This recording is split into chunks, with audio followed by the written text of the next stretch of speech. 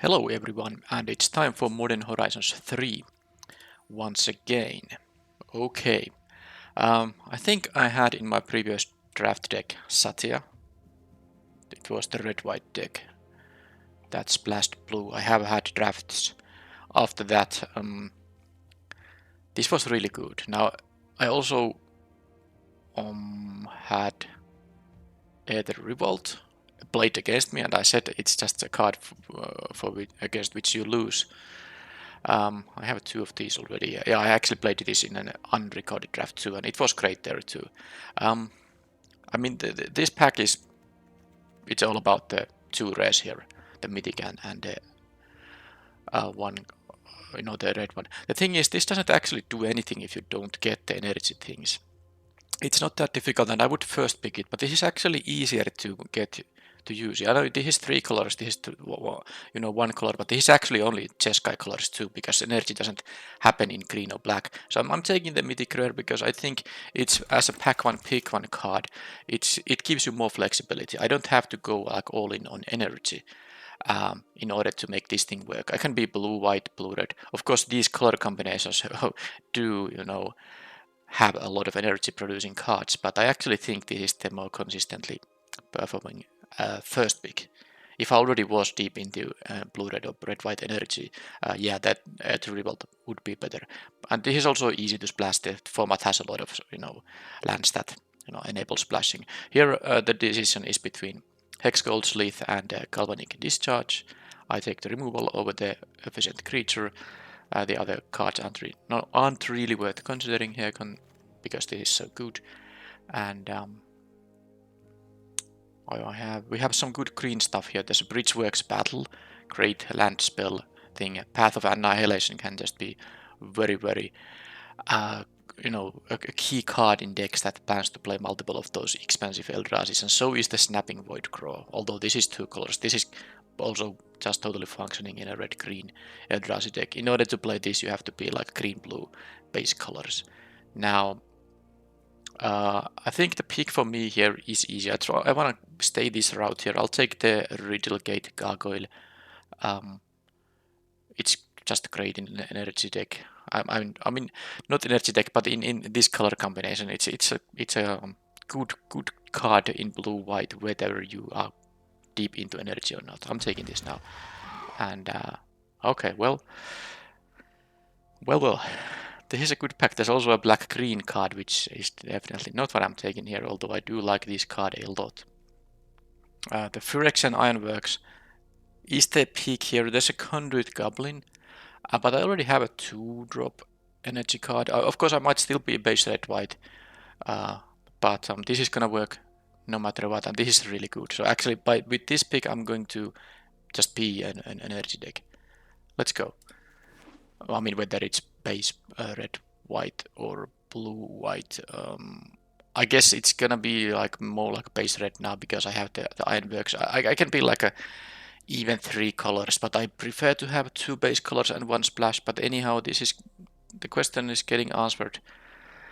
I think I'll take the Conduit Goblin, although the Tune the Narrative and Unstable Amulet would be really good as well. Is the Unstable Amulet actually the pick? I mean, if I take this, I will have red as my main color, and running these as a 2-drop will not be that easy. Okay, I'm taking the Unstable Amulet. This is, by the way, bad. Don't even consider picking it. I'm taking this because it's an uncommon, the other one is a common. I don't know if that makes any sense, but both are really good in this kind of a deck. Flare of Fortitude. Yeah, this is not actually very good. You don't usually want to sack a non-token white creature to pay this for free, and then as a 4-mana card, it's not very good. There's the Flare of Duplication. This is, as like a sideboard card, but there's a blood soaked inside. Maybe I'm just playing this. If I'm playing red, might as well do this. The Pyretic Rebirth. This actually is a kind of spot where I could still ignore the...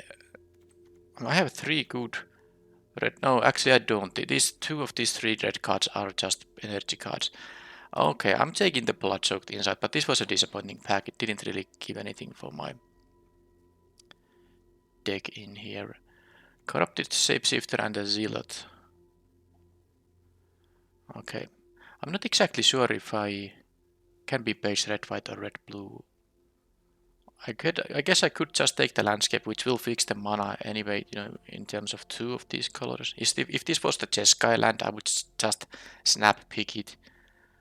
Okay, I'm taking the energy producer still here. I'm not sure what the deck is going to actually do based on, you know, the kind of stuff not really happening.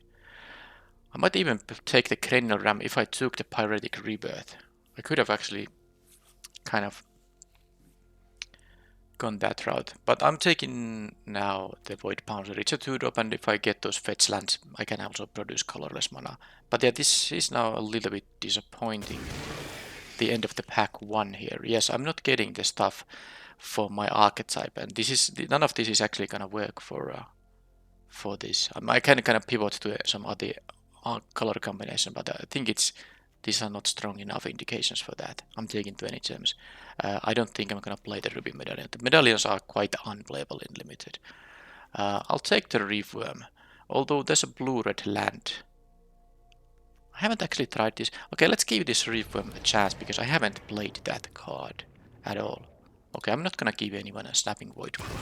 I'm unlikely to play it. So the Conduit Goblin came back. I don't know anymore what's going on. Electrozoa. Emissary of Soulfire. By the way, I just missed the existence of this card. I was definitely supposed to acknowledge this card in whatever pack it was. I totally was blind to it. I don't think I noticed this card being in the pack at all. I wonder what I picked over it. Anyhow, there's a Null Drifter and there's Amped Raptor. There are other cards too, but these are the two cards that are the consideration here right now.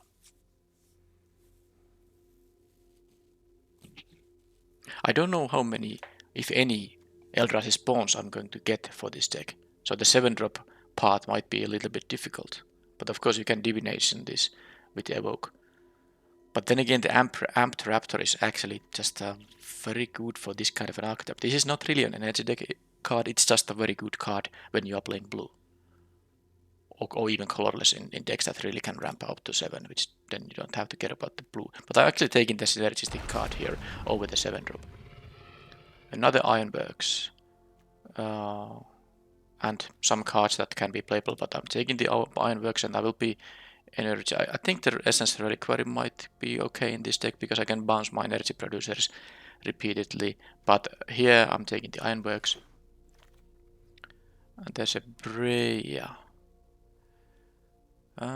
Artifacts. Yeah, it's a good card if you play all these 4 colors, but and I'm playing those 3 most likely. I haven't no mana fixing yet, so I think the better. Yeah, this is actually a kind of spot where I'm just taking the land here. Guess I could red draft, but I have 2 of these already. There's no rush to red draft, and this is actually what this deck means. I mean, there's no benefit in red drafting cards and then getting a bad deck that doesn't win anything, because when you don't hit a good amount of wins in a draft, you lose so many gems that the red drafting was not worth it. So this is absolutely what I need here over the Thriving Skyclaw. This is the land that fixes all my colors, and it's my own first land actually. So I need to kind of focus on that, and as a gift I'm getting another Perilous Landscape, the similar Jeskai colored lands.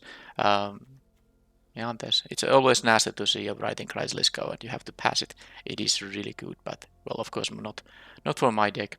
So yeah, I'm very happy about the landscape here. And then there is a Riddlegate Gargoyle. There's some other stuff too. Well, this is unplayable.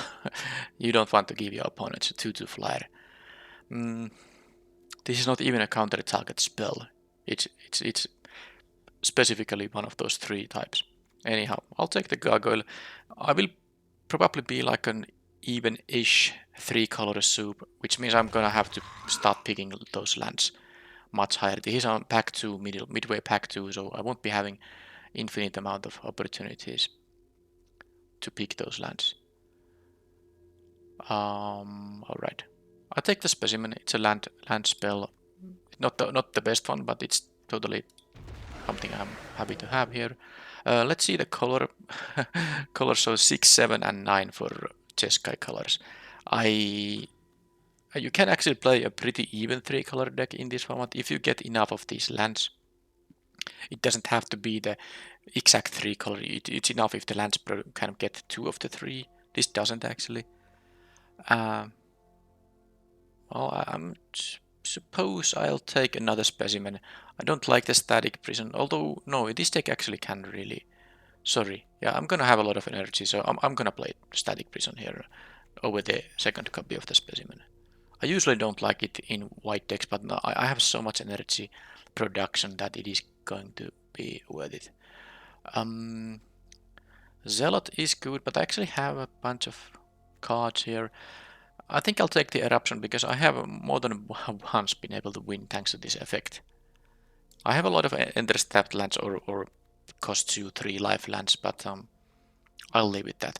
Okay, tough one because the Skyclaw would be a nice one. I don't have more than this one 4-drop, and this is all these things that produce 3 energy are so great with Ironworks, but I really need the fixing too.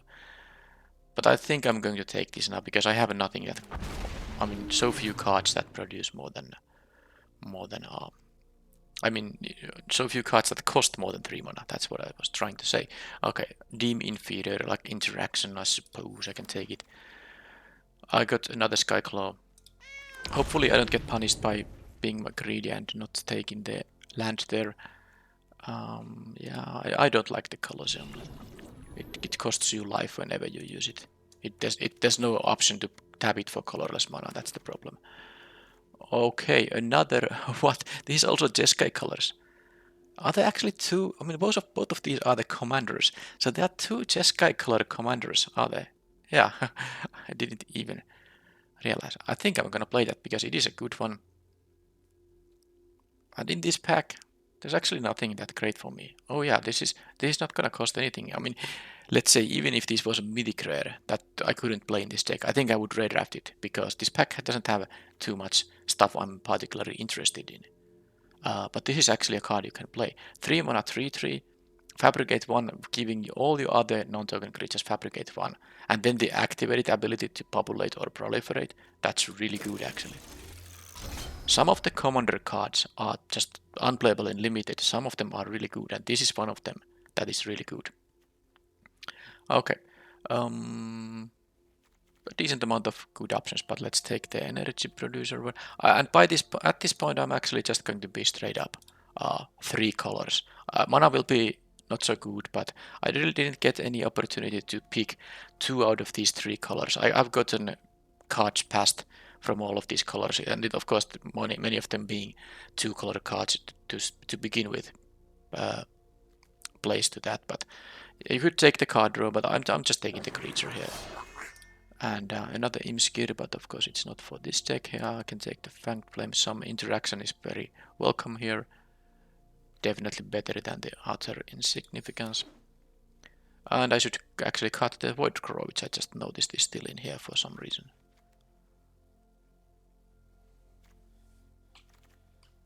Okay, talking about the unplayable commanders, this is one of them. I don't have any of them picked, but I mean, I could redraft it, but I won't because I need the fixing. This fix is for white and blue. That's gonna be good enough. I'm taking it over. Second copy of this Eruption easily, all these commons. Actually, card count wise, I'm already good here. I just need fixing, and if there's some significantly better cards to replace the existing picks here, I can pick those. But fixing is the first priority, and this also works for blue and white. I'm low on fixing. I won't be having a good mana base, but I think it's fine. Alright, another mythic rare to redraft, but Solar Transformer is exactly what I want to have. Fixing, and I won't be running out of energy anytime soon with this deck. This is a perfect card to actually have here. And I can take no fixing, so I'm taking a thing here. I think I'll just yeah, I won't be able to always hit these 2-drops thanks to the colored mana requirements. I'm still taking the thing that adds 3 energy, or with the Void Pouncer or whatever. There's just another Static Prison. I have 1, that's good enough. Alright. Invert Polarity. Yeah, this doesn't fix my mana. either I counter a spell or I copy it. I mean, this is just insane. It's a double blue card, and I could just take the Tempest Harvester, but this is basically 50% chance to have a total blowout. and the floor is that you get to counter a spell with a clumsy mana cost, but regardless, it's just too much of an upside when you get to actually gain control of the spell. That is insane. It's actually, I was a little bit surprised that they printed a coin flip card that is actually playable. I think might be playable in Constructed, and games will be decided on the flip of a coin, which usually Magic doesn't do. Alright, I feel I should take the card draw energy gainer here, just to be a little bit more flexible. I have a couple of those flyers already. I'll take the uncommon over. There was the white removal spell, but I actually don't care about it too much because I have so many cuts to make, and it doesn't really work with the deck's theme of energy.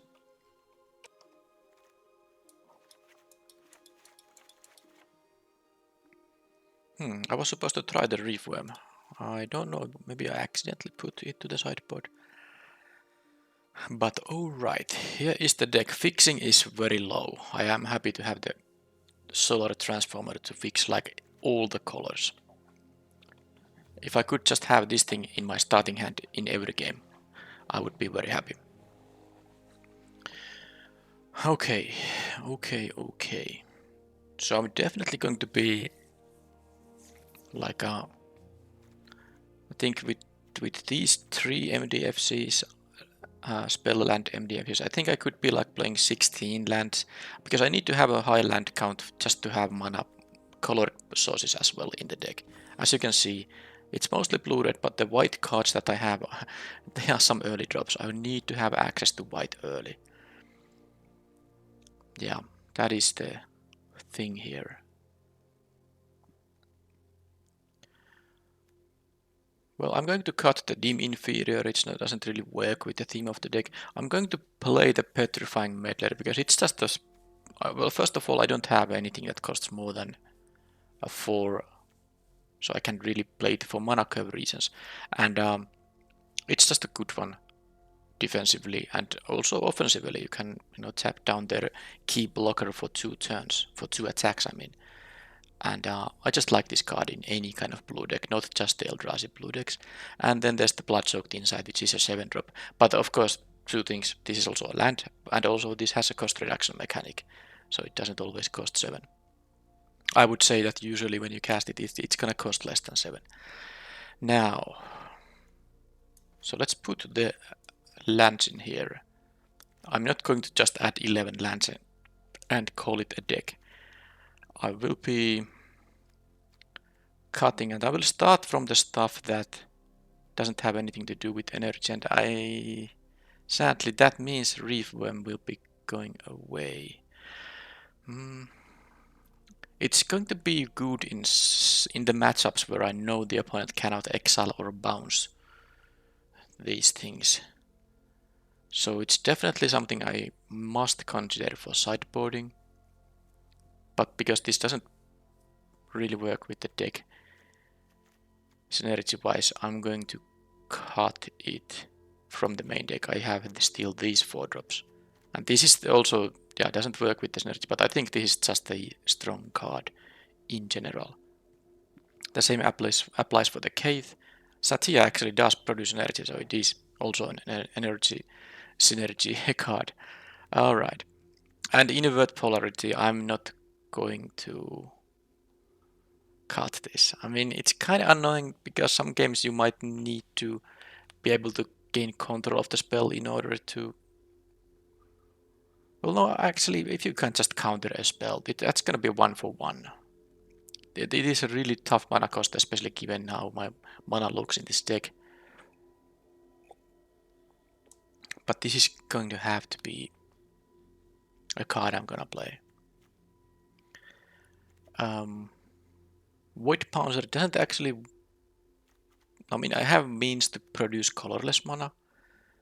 Other than that, it's just a 2-drop, which I can actually see not playing, because I need to cut some cards. So let's see, this is 1, 2, 3, 4, 5, 6, what, 10, 13.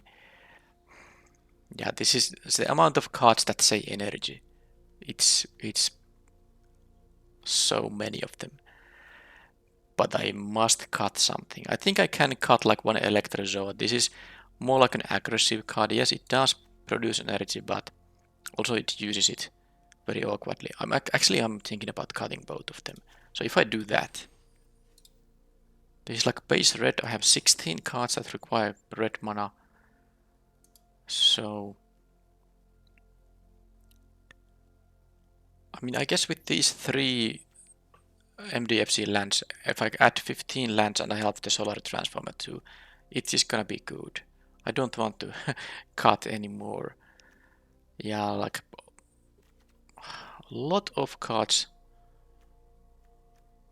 add energy, so I'm not going to run out of energy, which also means that I could actually play the Electrozoas, but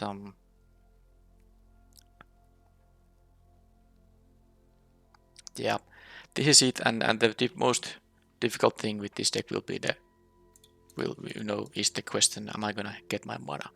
So let's add the lands now. Nothing else. I'm not playing the Barbarian Ring.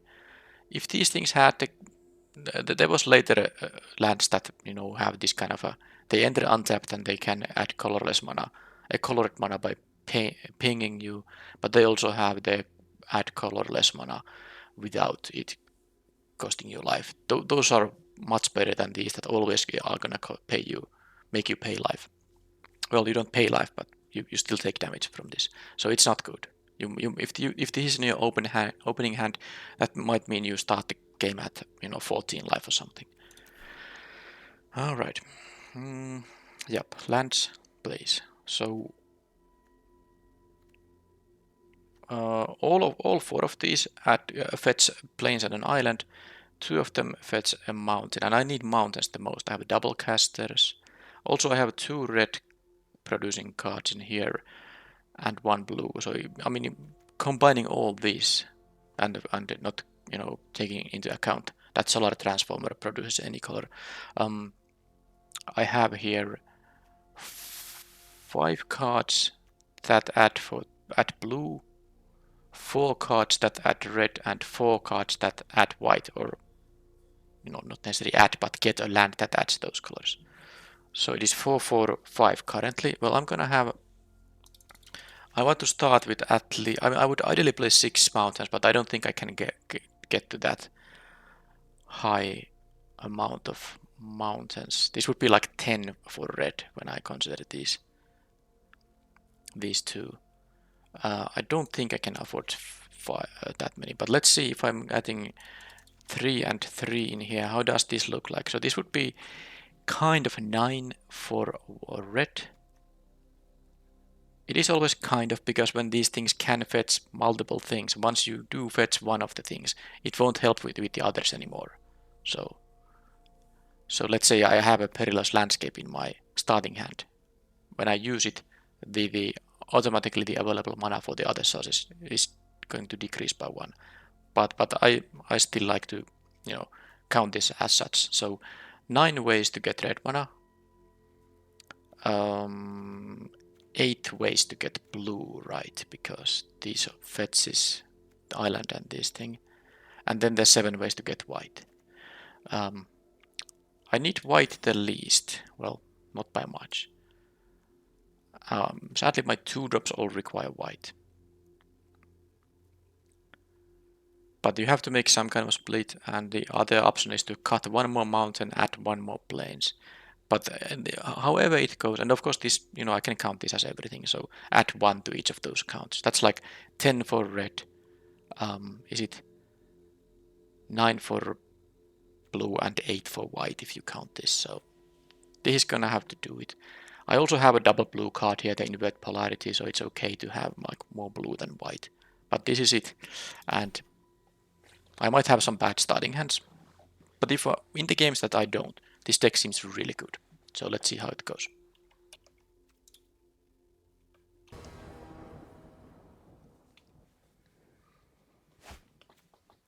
Alright, well this is what we're gonna have, but I can get an extra card with the amulet as long as I get blue at some point. This is gonna be nice, and I can get this down whenever with whatever land I might draw. So I should definitely play a plains now, because I can just top deck an island, and then I wouldn't want to miss out on a creature to drop. I can always play the amulet on turn 2 regardless. Okay, we are having the same kind of stuff. Are they straight up blue-red? Oh, look at... You just can be lucky sometimes. But now that I got the 2-drop, I was worried that if they have like a blue-red very consistent deck, they might beat me with consistency, but I got lucky here, so I'm actually gonna start getting my golems here now. Remember, this also makes you gain energy when you attack. Alright, so I have a feeling they might have a... They didn't even go for this. Because you don't have to play the land, the card immediately. You can play it until you exile something else. So, I mean, let's assume they have a counterspell. Because I think this is such a good card that I don't want to run it into a counterspell. Which means I'm going to actually see if I can attack here. Obviously not gonna spend energy on this thing. And then I'm gonna play the Solstice Zealot. Okay, there was just a Ghostfire Slice, which is still fine, and they can still have a counterspell, by the way, because it was a multicolored permanent. So, alright, well, because I don't want to get countered, I mean, I don't want that Ironworks to get countered, and there is. So they had a very good turn, you know, 1 mana removal, 2 mana counterspell. That said, I played it correctly because I didn't spend my most expensive, the most high impact card in here. So good for me, but is that going to be enough? I said that if my mana works, my deck is really good, so I hope that's gonna realize. Okay, so they're gonna get 2 energy and they can cast this if... Oh, they got a Ironworks of their own. This is nasty. This is non-land permanent. They have a Herigast here. Wait a minute. It is...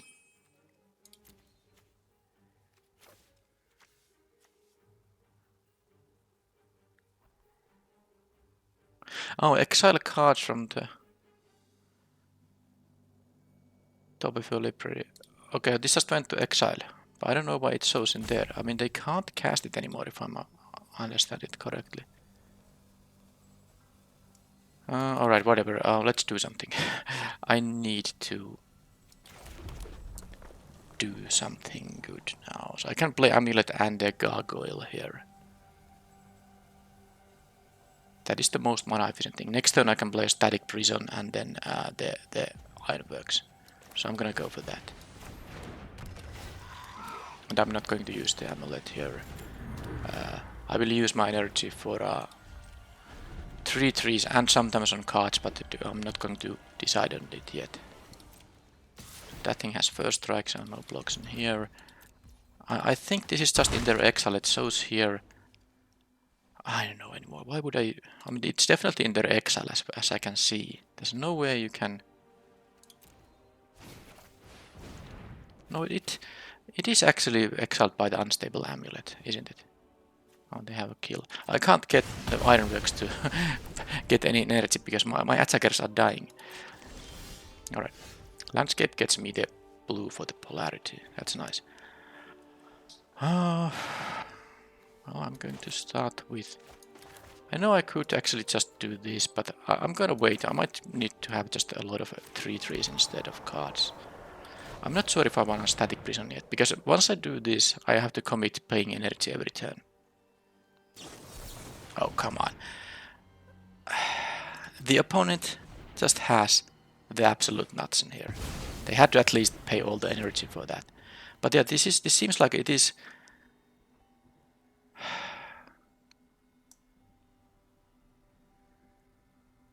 Yeah, they actually... It is in exile. I think because it highlights in yellow when I go here. They can always cast it. Even if I remove the amulet, they can play the card because it's tied to the... It's tied to the ability, I'm pretty sure. So removing this won't do anything here. I guess I can use the inverted polarity on it. Although it's a cast trigger, so they get to draw 3. It's gonna be annoying no matter what. But I don't want them to start gaining a ton of... I don't know though. This is gonna be nasty anyway. Maybe the Ironworks has to go. I'm getting the Amptraptor away. I don't like this at all. Because I have no way to kind of progress the game until I draw something. I can draw with the Amulet, but every 2 energy I use here... Yeah, I should have taken the Ironworks. I should have realized that they're gonna just get energy, but... Mostly this game was them having all these interaction and the mana for it. And I mean, all my cards that would have done something are gone. I was supposed to static prison the Ironworks. They immediately went and drew something. Okay, so yeah, I have to pay this. Of course, when this thing comes back, they are also going to re-trigger the ETP, so I'm always going to pay the energy. Sadly, I cannot attack with these into those. This has menace, but they have total 5 power, so I'm gonna... Okay, I'm getting something good in here at least. 3/3 prowess. I will have the inverted polarity up. That is the good news at least. 3/3 prowess or a 3/3 artifact. I think I'll just deal with the artifact maybe. Sure. So if I can actually gain control of a spell, then I will still have a decent chance, especially if it's a creature that I can keep copying with this. Yeah, I have the means to win the game, but I have this emerge will work though, so I have to kind of, but it's just 6/6. Okay, I'm gonna try my luck with this thing. And I don't know if I can't... Okay, I got the good stuff here. That's so funny. Alright. So now, let's see what this thing gives me. It gives me another one of those, but of course what I'm doing here is this. And now this is gonna be pretty crazy. You don't have to pay the end of turn energy more than once. So now that I have paid for it, it's mine. The token is mine forever. It's only the next end step where you have to pay it. I don't have to, keep doing it. So this is of course now very crazy. They might go for the emerge. They get a 6/6 flyer, and they discard exile their hand and draw 3. But they would have to use the emerge option for that because it's 8 mana.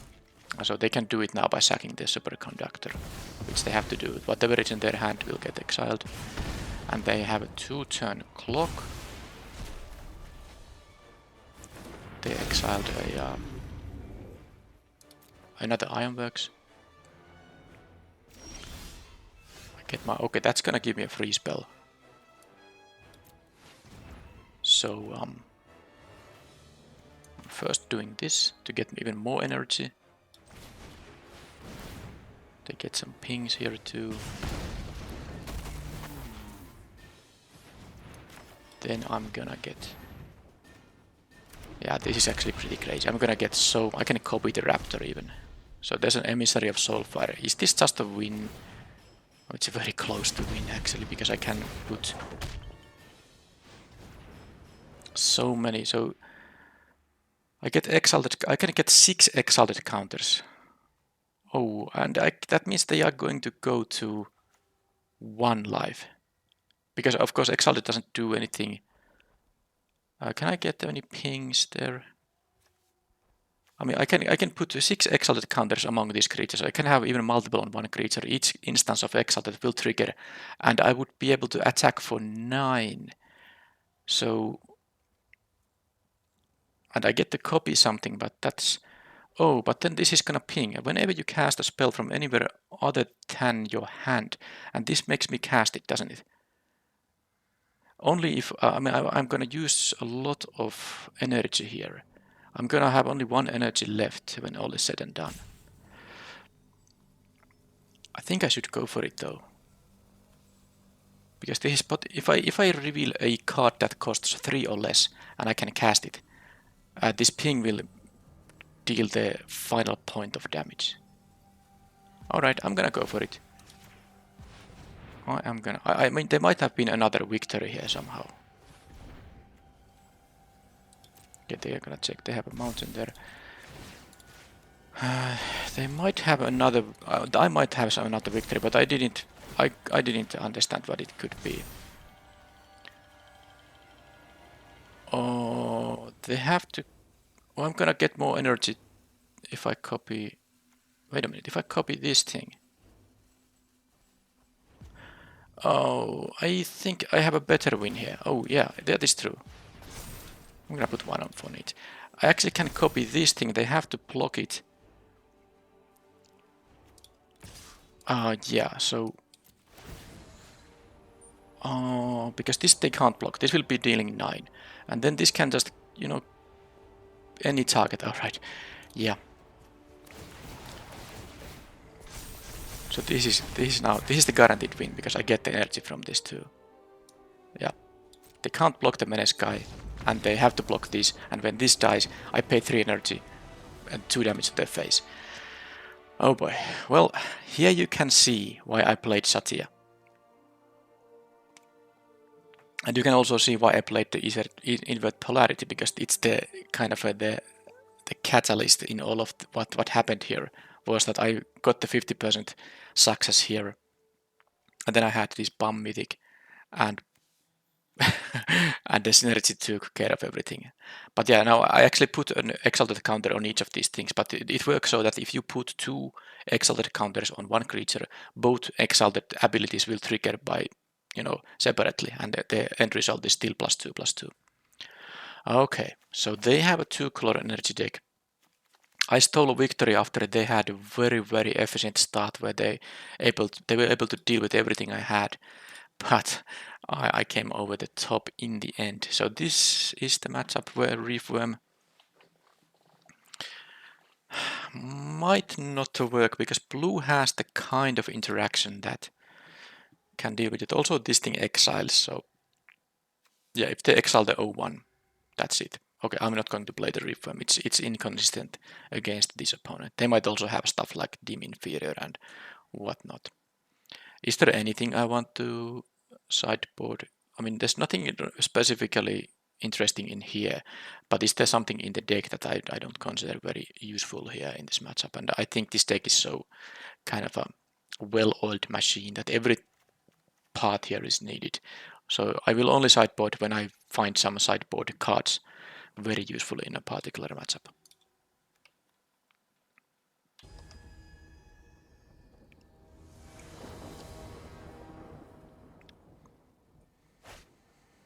Well, I have red mana, blue mana, and everything mana. Easy keep. Easy keep.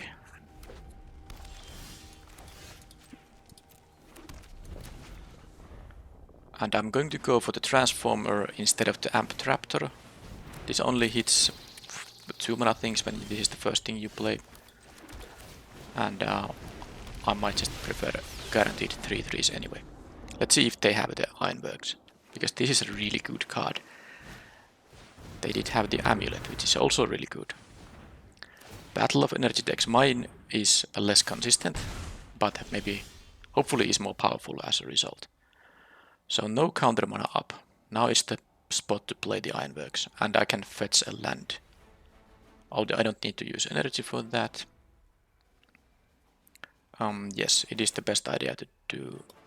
Now, usually I want to play a creature so that I can start immediately getting energy for the Ironworks. But you know that the 3/3 is a creature by itself, and they most likely have one of their removal spells anyway.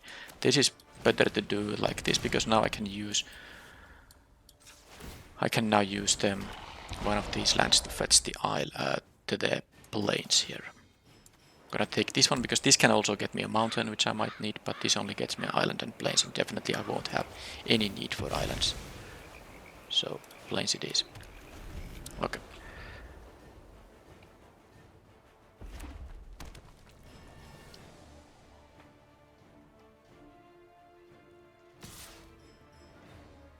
Okay, no Ironworks from them, that's good for me. There's a Cyclops Superconductor, which is fine. Why would they first play this and then maybe they should start with the Amulet? Alright. So I think I'm gonna save my energy because I could play the Skyclaw by adding here because I can attack and then I will have energy to do this. But I might as well go for the Soulfire thing. And I can fetch a mountain or I can just play the Amped Raptor. Well, let's start with this. I don't care if they have a prowess thing and they trade with 3-3, that's not gonna... Okay, they can just kill it. Well, that's fine.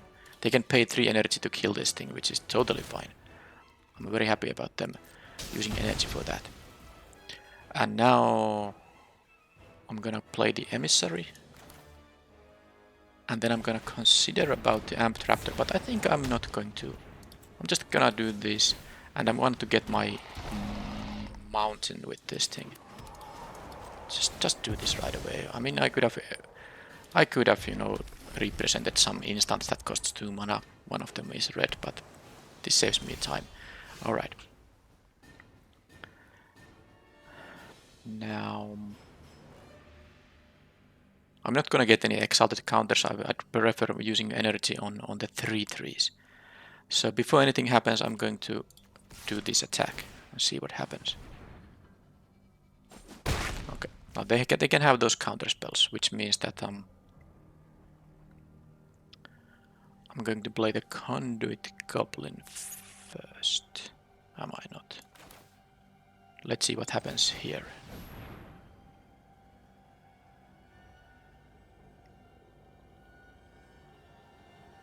They have no energy here, so the Aether Spike here actually...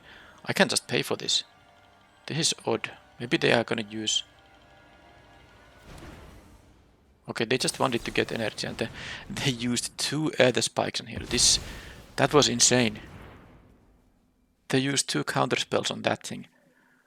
What on earth is going on? That's really insane.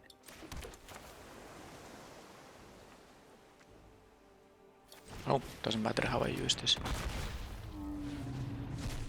And I can cast this now for 3, it's gonna give me 2 energy.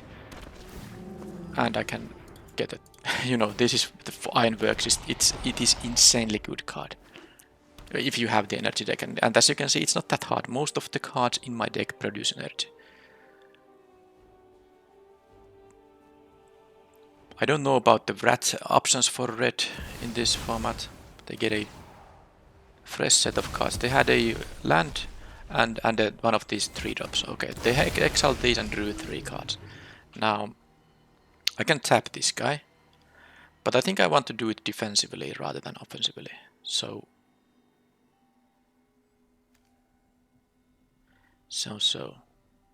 just get me... Although, wait a minute.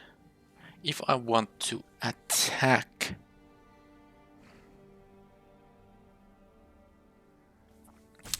Yeah, I guess I'm going to... I can take 6 in the air, isn't that correct? Yes, it is very much correct. So what I do here is, I'm gonna do that. I'm gonna tap this guy.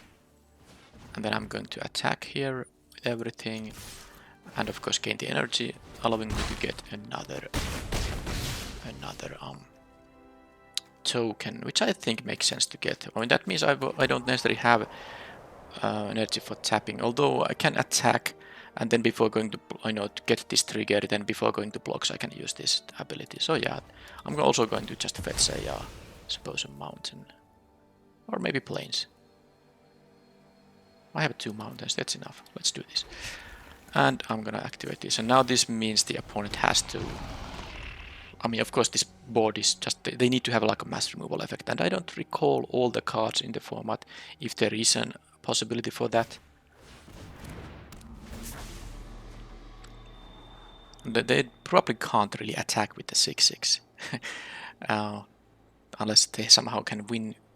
But I don't think they can deal extra 12 just like that. Not when they have only, what, 3 mana left, maybe 4. Did they play a land? Not yet. I forgot to see how they scried, but probably won't matter. Yeah, Phyrexian Ironworks. Don't sleep on it. Although, when this video comes out, it's gonna be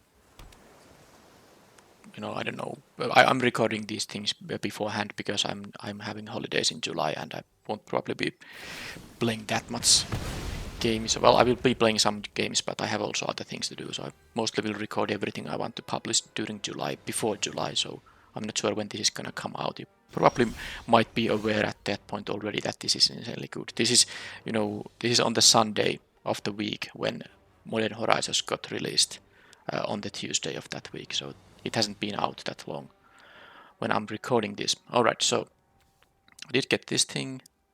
Might as well played pre-com, but I'm not sure if that's gonna achieve anything. I should be winning here regardless. I'm just trying to figure out the scenarios where, you know, I'm not somehow winning this game. But I'm gonna start with this. If they have a counter spell, they don't. I guess they could have had the same that I had. Copy the gain control of this. But let's first go the attacks. Well, maybe let's just tap this guy first. Do they have a means to prevent this tapping? Don't think it's gonna matter. Yep, first to get the energy. There's no need to give this a counter. Yeah, okay, what's this? They can axe and then they're gonna get a card with the amulet. Yeah. Okay. So they just wanted to... I mean, I guess I'm not really patient enough. I would always concede in this situation that they were at, because they were pretty sure that they cannot win the game in any way. I mean, even if I make some crappy mistake, I attack with everything without, you know, forgetting the tapping here. They can eat 2 of these things for free and they still die. So, because they did not concede, I had to take into consideration that what they might have. And that's why it took so long to go for the all-in attack.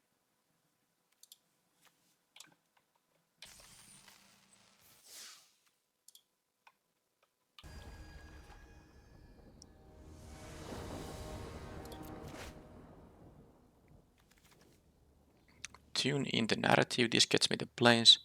And in the previous game I had mana that functioned and I won as a result. And that's how this deck will work. I'm gonna keep this because I have this guaranteed on turn 3 and there's a chance that I mean, as long as I can, this gives me an additional draw to find the red.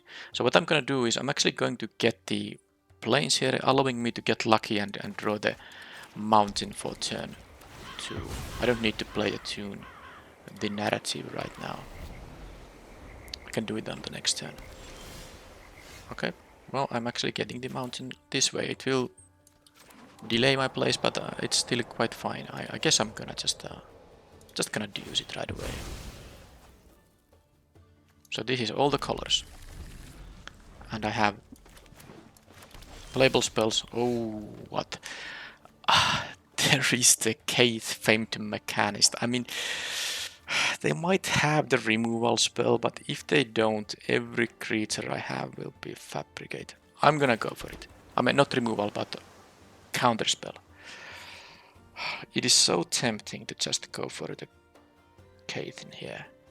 But if I get to resolve this, all the remaining creatures will just have fabricate 1. I'm gonna go for it. It also uses my colored mana optimally. Come on, one time. Thank you.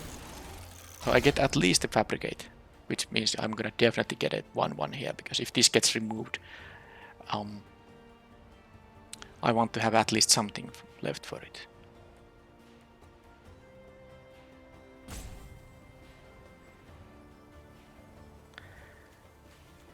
Yeah, all 3 colors by turn 3, a triple color mythic rare on turn 3. The opponent is doing something, but they are running out of time. I don't know what this timeout is about. They didn't have a counter spell. I mean, can they have a bounce spell there? I don't know. We'll see. They are making it utterly insignificant. Well, I tried. I got a 1/1 out of it, and this will also be a 1/1 until they maybe at some point find 3 mana to exile it. So now I should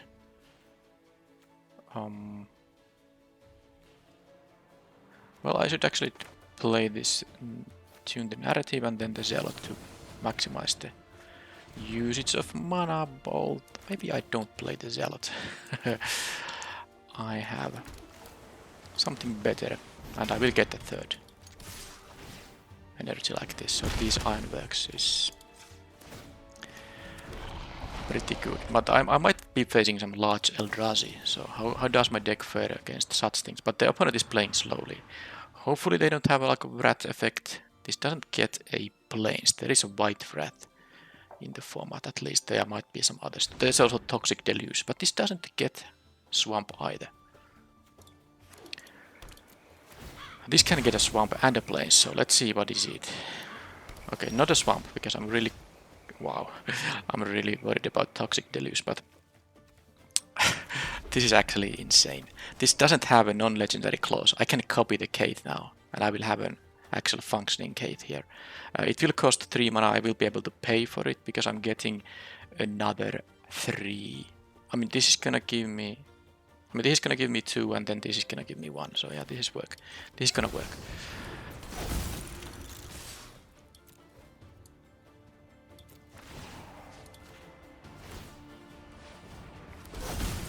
I will keep the one that's not enchanted. I will get the Fabricate token, and I will pay now this mana value, and the opponent doesn't want to continue from now on. I guess that means they don't have a Toxic Deluge in their deck. I suppose they would have fetched a Swamp anyway, but the Toxic Deluge could barely actually save them, because, you know, they would have to pay 5 life to deal with this. They would be at 3, and of course I have the Ironwork still going on. But this was again just crazy what the deck does when I draw the lands for it. I didn't really see much what's going on there, so I'm gonna just use the same deck.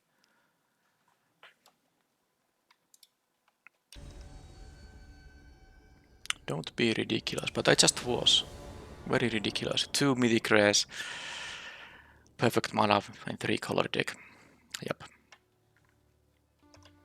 Alright, Transformer is here. It's an easy keep. Also, there's the Kate again. I don't immediately know what to fetch with this thing, but let's see what I draw. Okay, they went to 6. Alright, well now I know what to fetch. It is better just to get the Plains right now. That means I can't play the Discharge immediately, but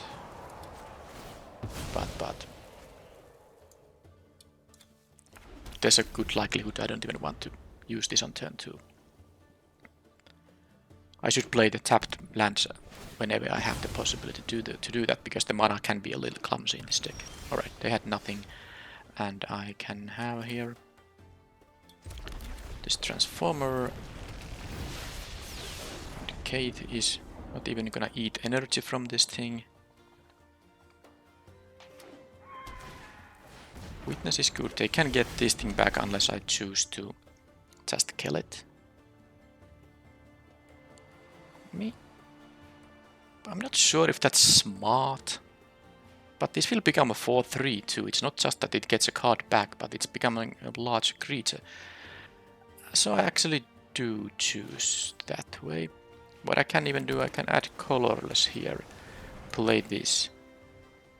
I will save the energy here this way. And this will net me 2 energy, because I only have to choose pay 1 for this. Not gonna use the energy on any emissaries here.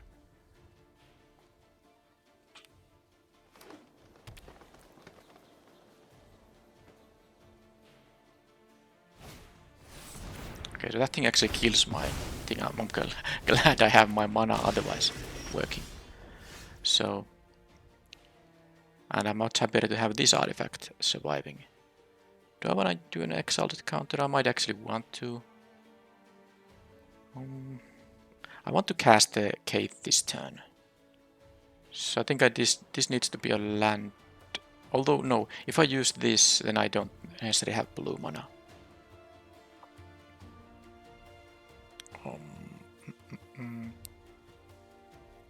I'm still playing this as a land, because I want to have my land drop here.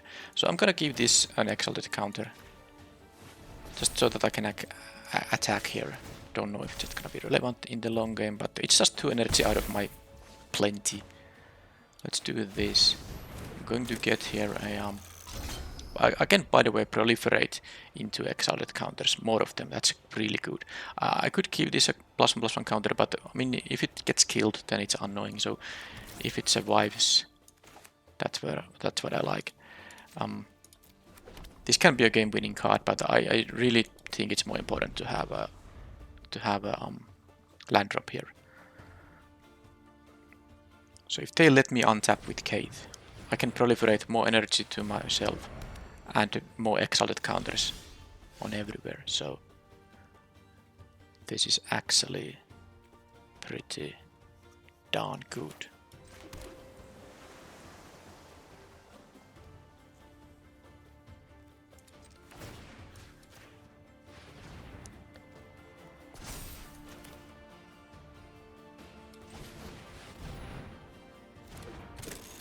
Yeah, this is beyond insane.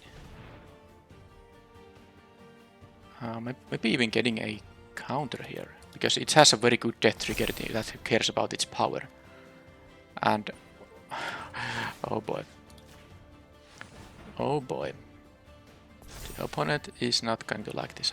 Is this enough? I could give this thing also an exalted counter. Sure, let's go. Maximum proliferation here. This is so insane. I get energy. This thing gets both counters. Look at this attack that I'm gonna have here. Only one should attack, of course, but let's do it. That's a lot of damage. 9. Oh man, they can have a jump block there, but I mean I'm still progressing here quite nicely. They actually prefer the land mana here. Oh right, so now this is gonna be something scary. They prefer to have. Next turn I'm of course attacking with the Cyclops, because this is gonna pick up so many. Well, there's actually no way to sacrifice it. Yeah, so I mean when this dies, you get to deal a lot of damage, but I don't have a means to sacrifice it. Anyway, the opponent doesn't want to see how the game progresses when I have this. They actually do have infinite jump blockers, but it costs 2 mana per turn. It's quite a lot this early. And of course I can just start attacking with multiple things. I can proliferate into, I can populate into a wider board and all that.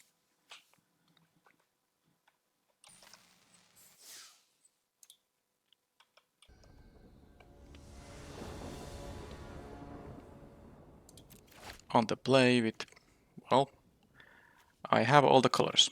It's a bit slow, but of course I also have the mythic rare here, which is amazing. Now the tricky part is that, well, this can get Plains, Foreign Island. I have a 2-drop that is blue-white and a 2-drop that is white-red. I also have the Amped Raptor and the Amulet. I think I'm gonna, because this can get me any land, I'm gonna start with this, just immediately get me the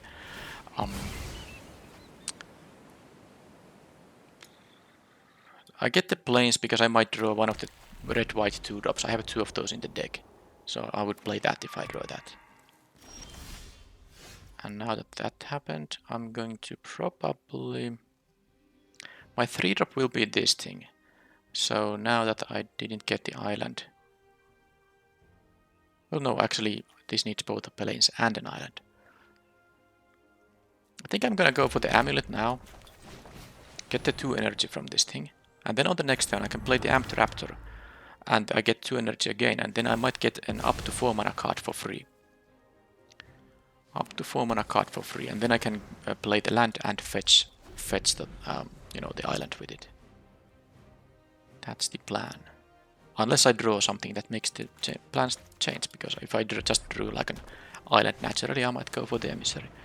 Okay, they have mana production for abilities and colorless spells. Okay, so Prison will be good to deal with some annoyance they might have. Here I will just do this. I will have now 4 energy and it's gonna give me... Okay, kind of perfect. I didn't want them to have this. this in here. So really, no, I'm just having so good luck in this event too. And that only cost me 2 energy, so I still have this thing remaining. If I just could draw a land, I can do the combination with Amped Raptor and Satya. Okay, they have a Devoid Trampler there, okay. Oh no, sorry, this is the hasty guy. Oh, this is really good. I thought this was the uncommon that has menace, but this is the really good one. I think I might static prison that, but let's first see what's it gonna be. Right. So if I do static prison, there's actually no play for me this turn. Kinda annoying.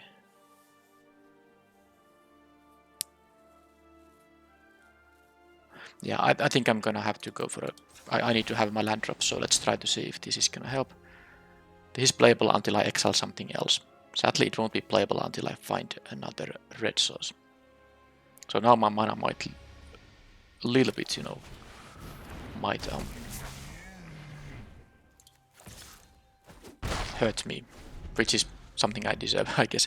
I can actually block this thing with the Cyclops and then pay the 3 energy to deal the remaining 2.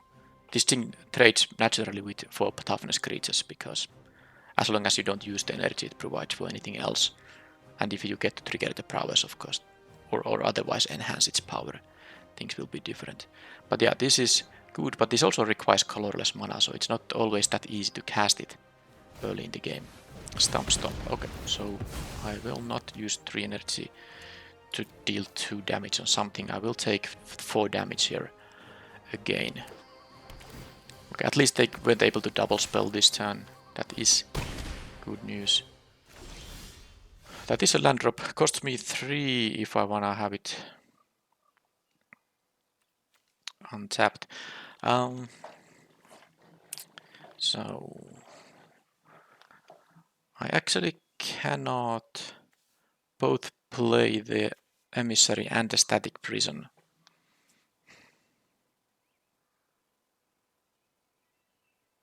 Well, let's do it the safe way then. Exile this thing, I will have energy coming up, and I will play this as a tapped land, so I don't have to pay life for it. And I won't be exiling anything else. This will be still a card I'm very happy about because of the ETB gain 3 energy. That's 3 additional turns for the Static Prison. But now, of course, the main idea is that hopefully this will do its thing on the next turn. And well, we'll see what happens. Because if I can copy the Raptor, I'm going to get to have a free spell. That is really good. But of course, let's see what they do now first. The fact this has menace makes it so good, because it can't be blocked by a single big thing. So you can pretty safely attack, and it doesn't matter so much if they block the copy. Is this gonna mean double spelling? They have a... Whenever you cast a colorless spell, they get a spawn, and then I get pinged. Alright. Well, I hope that they don't have anything for double red. I don't think so. But one thing to be worried about, though, is that this can give their guys haste. Alright, that's a really good one, of course, as well, but it's not as good as this is. I wonder if I'm supposed to just leave this as a blocker, because this doesn't target attacking creatures, it targets any creatures. So I'm gonna play it safe and not attack with the first striker, although it could stat-wise do that. This is better to play it safe. This token will be attacking, and I will be getting... Yeah, I'm gonna get a... Sorry, if you cast it from your hand... Oh, I made a mistake there. I thought it would proc, but it doesn't. It's fine though, I can pay 2 energy to keep it around. And I'm not gonna use the amulet now. So now I have a free 2/1 first striker regardless. And I have a block for something. They have a red mana and this, so they can cast something that will have haste. So I want to have this around to block the 2/2.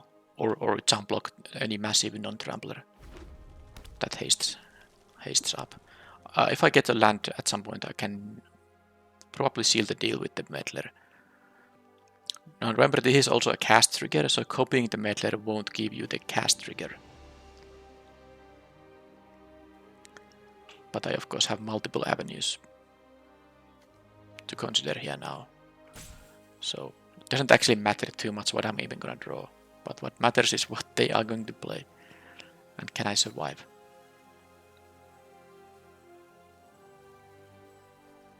They are starting to be close to dead. But I think they're gonna have some interaction or board presence that, okay, they're gonna go for the haste. Riding Chrysalis, it's not the... Well, I'm gonna take a lot of damage here because all these tokens will be... I mean, that's actually 4 from the pings alone, isn't it? Yeah, because they got also a token from here. That was really good one. Now this thing has haste and have to jump block it because they can make it into a... I guess it's 5 power only, so it's not... I don't necessarily have to jump block it. I mean, if they attack, I'm actually not going to jump block it. I guess they might have +3, +2, but they can't really sacrifice all these spawns just to make this guy larger. Because then they don't have any blockers and they will lose. And I can just block the 2-2 if they attack with that. So they are not attacking with the 2-2. I'm taking this damage here. I know it's risky because of the Flesh Raker here. If they have any more spawn production, that will be nasty, but they can't really go and sack 3 of those spawns. They will lose the game. If I get a land, and I have two shots at land, I can exile another card. Draw step, and this can give me a land. Because if I can tap down... I mean, I'm talking about the scenario when they start, you know, sacking those things, and I won't be jump blocking. I will, if they have +3, +2, which they might, then I lose, and I accept that. But that's the only thing. Okay, they go for a sack. They wanna fetch a land. It enters tapped, if I'm correct. So they are remaining with 1 of these. I go down to... Okay, it was just a basic forest. Maybe they need it for double casting purposes. Now I will be in trouble if they get a lot of colorless things. So let's see what's going on in here.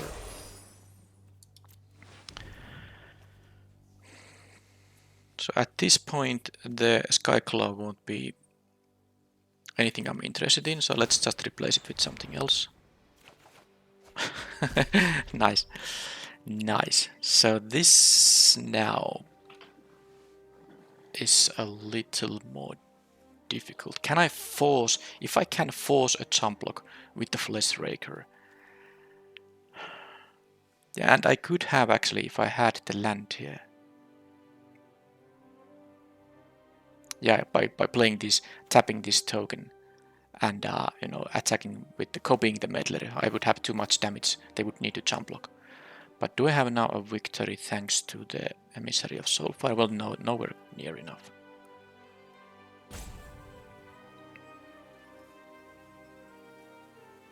So I think as sad as it is, there is no win for me on this turn. I will play this regardless because I'm gonna play one of the 3 drops. That is a land for the next turn. So I can play this and I will have 8 energy. That's 4 exalted counters. That's 7. Sadly not enough. And they have the jump blocker in here. So I'm gonna go for the Ironworks probably here. I'm just going to...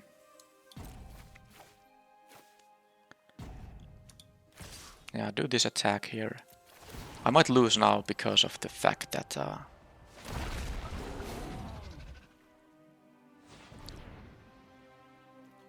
I should have played this pre-combat to get another energy, but it doesn't, you know, matter in the end.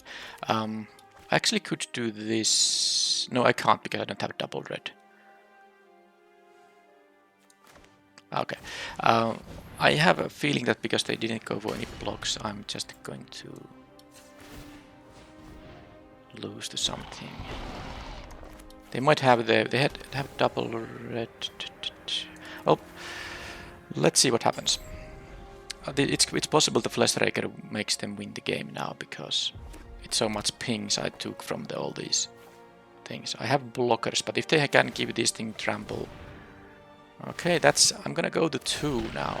Do they have another way to...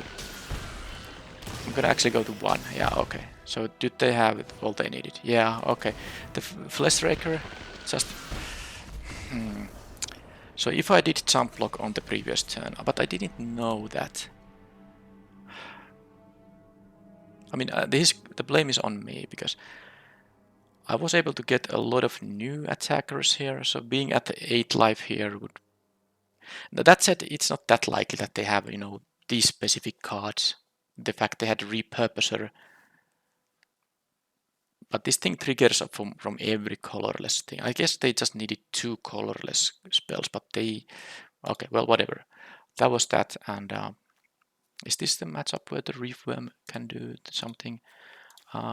Based on the interaction I saw, it makes sense to try it. What is the worst card in here? Yeah, I know I could have jump blocked. It felt like a jump blocking would have meant that they then didn't use any of the 0/1s, because it was a 2/3 attacker, and if I jump block there, they don't have to sack them, and in that case they have a lot more blockers, but they are only 0/1, so maybe it wouldn't matter that badly. Because of course I had, I basically had the game also sealed by playing the Meddler if I just had the untapped land for that turn. Yes, that's correct, because then I would have won. Or I mean, because they would have needed to block with the Fleshraker. That was the problem there. I didn't get the 5th untapped land. Now I need to cut something.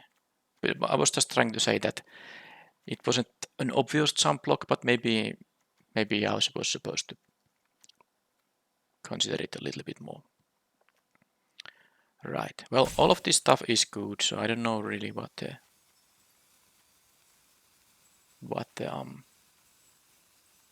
cut will be. It has to be something, of course. This I want to try the worm. Okay, let's cut the gargoyle, because it's kind of an unlikely 2-drop. Maybe it should not be the flyer that I cut. Maybe it should have been the other 2-drop. But yeah, I was running out of time.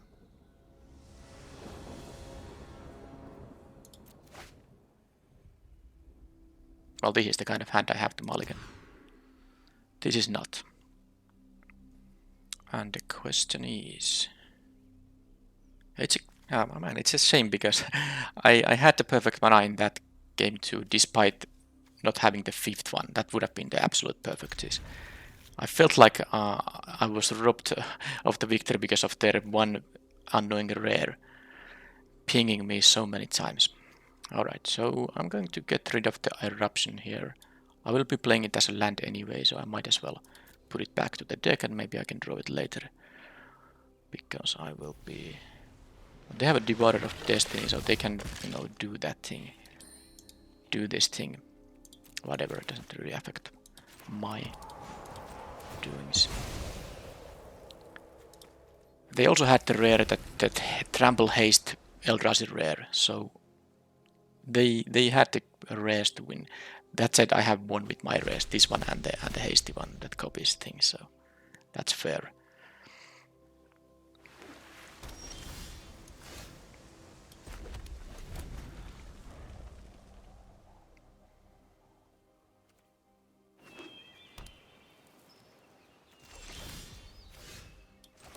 Okay.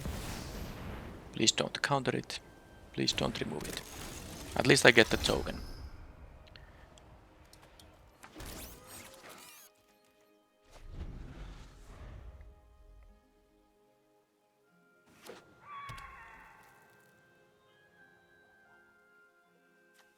This is going to exile, or there's the Anointing, which I'm going to immediately get rid of. I don't have double red, so I cannot go for the Flames and Goblin. This enters tapped.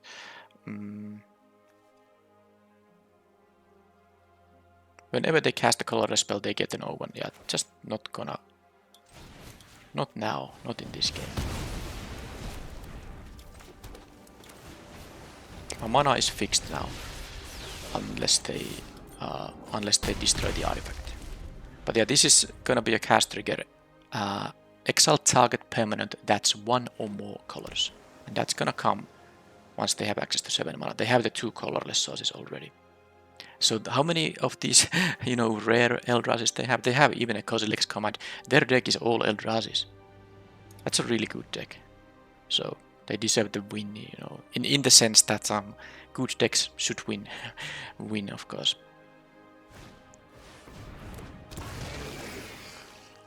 But this is not a rare. Did I say it's a rare? Yeah, this one isn't a rare, so it's an uncommon, and they of course have multiples of them, right? Okay. Yeah, it's not a rare, but the Haster was a rare.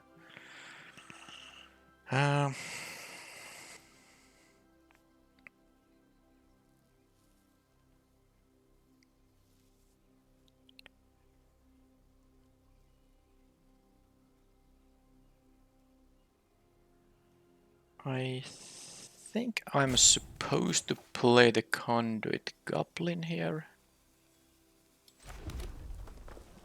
Because I can haste this guy up on the next turn and maybe tap something more significant. And I can use this 2 mana ability here. Yeah, that's the point. If the Goblin survives, I can make this a hasty guy anyway. So Fabricate gives it... Do I want to make it into a 4/4? Do I want to have a wider board? Because it will be a 4/4 once I proliferate. Or I can populate to get a token. It's only 1 token of some kind I have, yeah. Oof.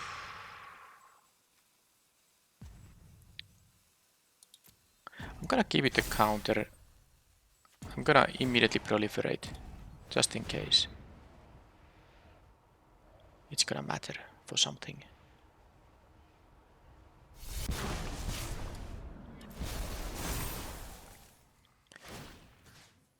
I could attack for 2, which could matter. I think I can attack for 2 here. This can't target itself, of course, so can't attack for 5.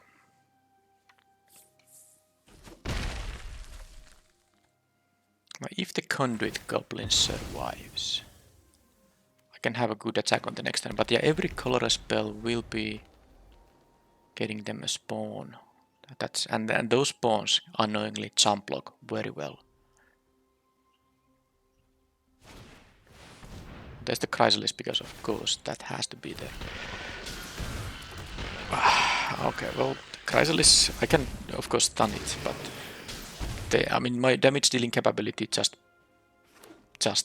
became very low because of all these jump blockers. Okay, I can't. If I play this, I have only 6 mana, so I cannot also proliferate. Not that it matters too much. It won't matter too much. So let's go here. Oh, wow. I just realized little too late. You can proliferate the stun counters, but it doesn't actually matter because next turn they are going to use the Devourer of Destiny, kill the Kaith, so it doesn't actually matter. Is this gonna get a counter or do I get a 1/1 that's not extremely useful? But this being a 5/6 still doesn't help beating the 6/6, so... I guess I'm gonna have a count, because they're gonna jump block it anyway, so...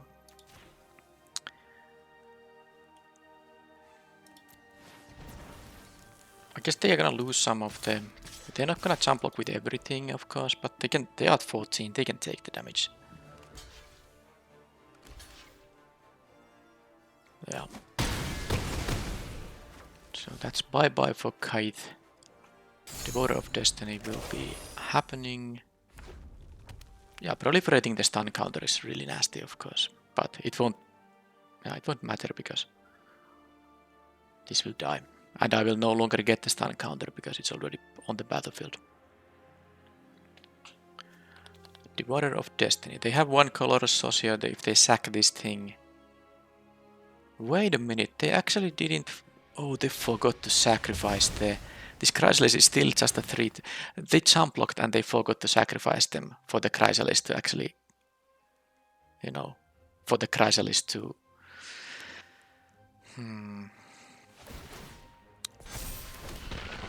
You know, be larger. I also just realized that if this was a 5-6, I actually could make it a 6-6 with the Conduit Goblin, so I made a mistake there. I made a mistake in there. Okay. Well, let's do this and the Amped Raptor. Man, this Eldrazi decks, mostly because of the... It's so hard to bypass the O1s. But let's get lucky here. Well, I mean, this is going to spend a lot of my energy, but... It's 3 cards. I can play them on this, but also on the next turn. I was planning to... Well, I'm doing it. I am doing it. 7 energy is a lot, but... Meltdown? Oh, that's decent against me, useless against them. This can be played as a land too, but oh, this is my victory card, isn't it?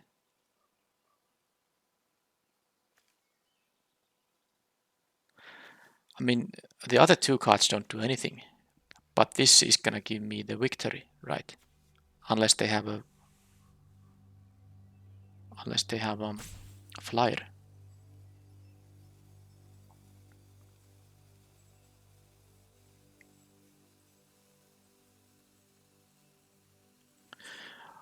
Well, I mean, that has to be my game plan. That I won't be using this because you have to use 3 energy to sack it, so I can't even attack into anything with it. They know about the eruption. This is a Exiles, yeah, they know about those cards, so they know that the Sundering Eruption is coming. I have here, of course, 11 damage, but the question is... They need just some interaction here. That's...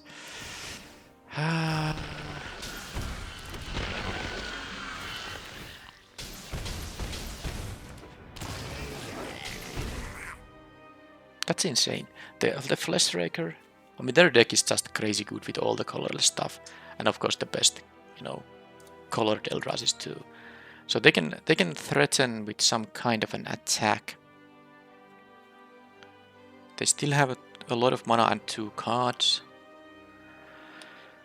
But the problem is that the Spawn Gang Commander represents currently they have what 2 from the mana is 2 from the lands, 5 from these things. That's 7 total. And they can sacrifice any of these Eldrazi's. I mean, if they use this for the mana. But 2 from the lands and 4 from these spawns means that they have 6 mana. That's 3 activations. So I'm at 3 right now. If they attack, I can't go to 3.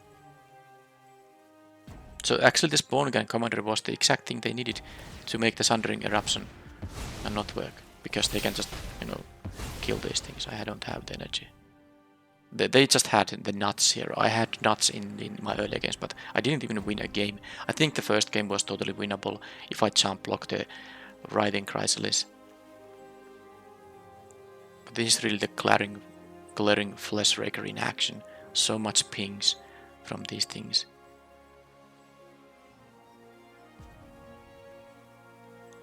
They know about the eruption. If they didn't know about it, this would be much easier to try to figure out, but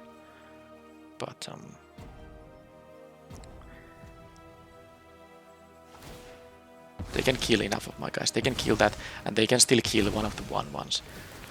Although I will have a hasty...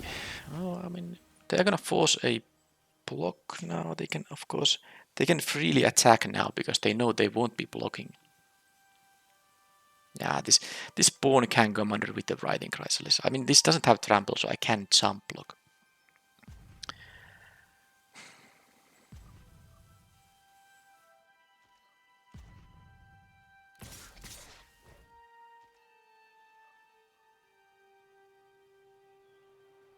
So what I need is a top deck of for a creature that is cheap enough and for which I can, so that I can cast this and the creature, because then I can give it haste and I still win. But now I need to do this.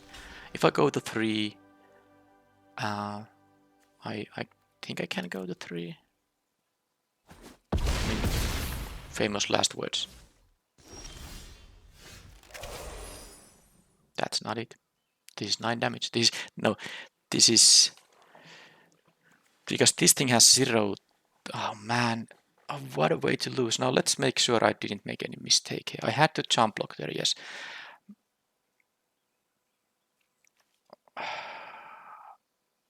None of those will be able to block. This is 9 damage. If I play this, I can haste it up, but it's still just +1 +0. It's 10 damage. It's friggin' 10 damage when they are at 11. I don't find a way.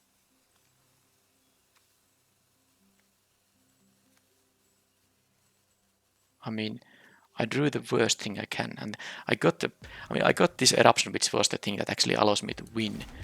But this is 10 damage. I can give exactly one creature +1 +0, attack for 10, and they are at 11.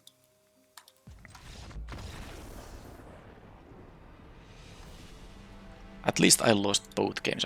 This wasn't like win this game and then win the match. I still would have had game 3, but man, such a close one. Both games were so close. But they just, I mean, I didn't struggle with my mana, but so they didn't either. They had always the red-green, they had the colorless requirements, and they had the Spawn Gang Commander. I mean, so much ping damage from the Fleshraker too. Oh, I lost, and that's it. It was good, content-wise. I would say that it was nice. I was able to showcase how this kind of deck can really work with all the rares, mythics, and all the synergy when your mana works. And then in the last game, the opponent was able to showcase how good the Eldrazi stuff can be when you have all the synergy pieces. It was not about just having the Writhing Chrysalis, but also having the uncommons that I first thought was rare for some reason. That, make ping a lot, get more spawns, and all that. But still, because in the last match, both games I lost by a hair, or how do you say it? It's always annoying, but someone has to win and someone has to lose. Alright, the deck is good, mana could be better, but I usually want to stick to 2 main colors. I think I said that already in the early stages of the deck building or something, but I just wasn't going to have the luxury for that. I had early drops from all colors. I just needed to make a kind of an even 3-color deck, but it is still possible with all these fetch lands, and I think it was decent enough mana base, but maybe because the mana base was a little bit,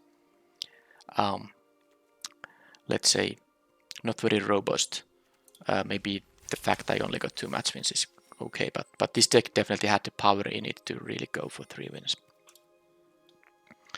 But the video is now over, and I'll thank you for following me if you're still watching this, and I'll see you next time. Bye bye.